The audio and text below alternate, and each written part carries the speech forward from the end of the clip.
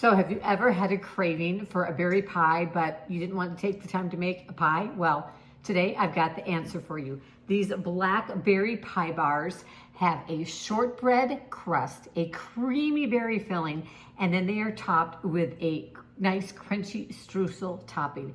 They are the perfect answer, and there is no pie crust involved. Now, since moving to Utah, one of the things I really miss about Oregon are all the fresh berries. Being able to walk out in my backyard and pick a handful of berries, or go to the local U-Pick and pick whatever kind of berry I want. Well, today we're using store-bought berries, and we are using blackberries, but you could also use raspberries or blueberries or marionberries. Any type of berry like that would work. We're gonna start by making the shortbread crust. And for that, we're gonna need some flour. 3/4 of a cup, I use unbleached all-purpose flour. We're going to use a 1/4 cup of sugar, just a pinch of salt, especially if you're using salted butter. If you're using unsalted butter, add in 2 pinches. And then we're gonna take 6 tablespoons. Like I said, I'm using salted butter, and you want your butter chilled or firm. And I've just taken it and cut it up into tiny little cubes. It's gonna make it easier and faster to incorporate.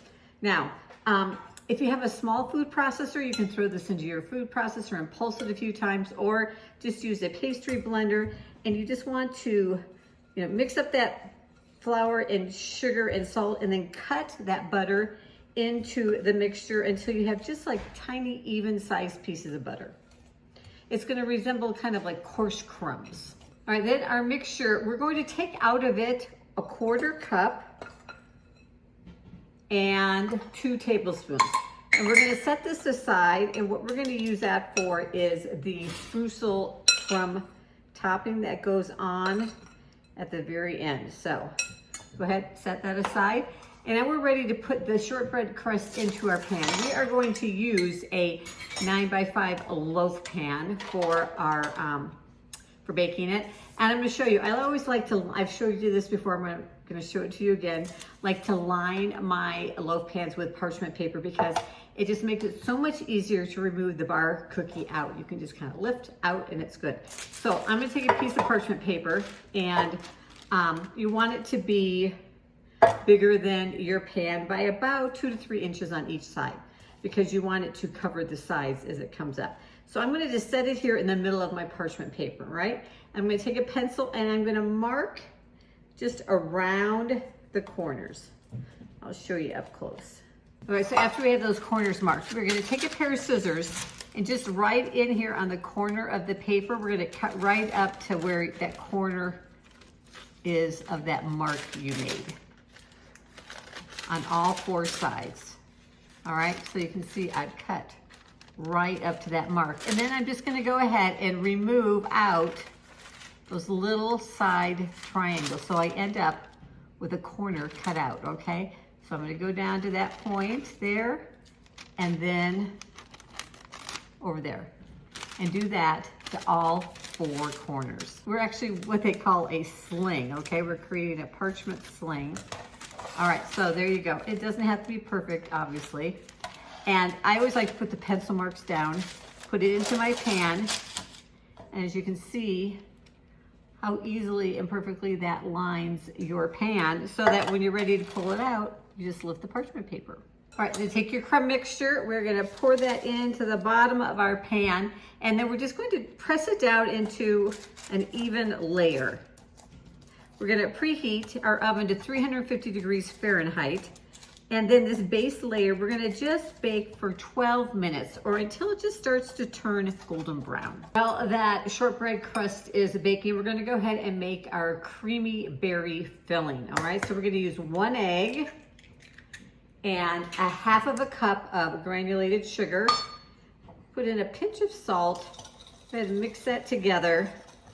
And then we're going to add in a 1/4 cup of, you can either use sour cream or plain Greek yogurt. I had some yogurt in my fridge that needed to be used up, so we're gonna use that. And then we'll add in some flour, and I am using 3 tablespoons of flour. And then we're gonna put our berries in. And now for our berries, we just wanna kind of gently fold them in. I'm gonna use a spatula, because you don't wanna smash them up or start turning the rest of the batter the berry color.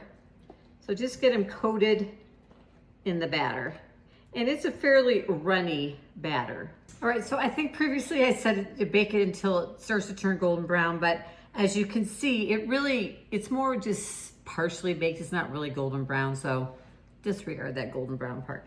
But just cook it for 12 minutes. Let it sit then and cool for 5 to 10 minutes or however long you can wait. And then we're gonna take our filling and add that to the top. And then we're gonna pop it back in the oven. So it's gonna cook for another 40 minutes. So it's gonna have plenty of cooking time to get that rest of that bottom crust cooked. And then just go ahead and spread that around. Try to get it so that the berries are evenly distributed because you wanna make sure you have a berry in every bite. And then we are ready to take that, remember that crumb topping we set aside? We're gonna take it and just sprinkle it evenly over the top. Now it's ready to go back into that 350 Fahrenheit oven for about another 40 minutes. Just watch it. This time it really is gonna turn nice and golden brown, and then you'll pull it out. Okay, now you're gonna want to let these cool before you cut into them, although I cheat and sometimes cut into them while they are still warm. Now, if you're craving a berry pie, this is a perfect solution. No pie crust involved, but all the yummy flavor and texture of a pie. Now, I do have a triple berry pie for 2 recipe though, down below that you can check out. Now, I always get asked the questions, can I freeze them? You know, with these small batch recipes, there's really not that much chance of you actually having enough left over to freeze, but I don't recommend freezing this particular recipe. I just don't like the texture of it after it's been frozen.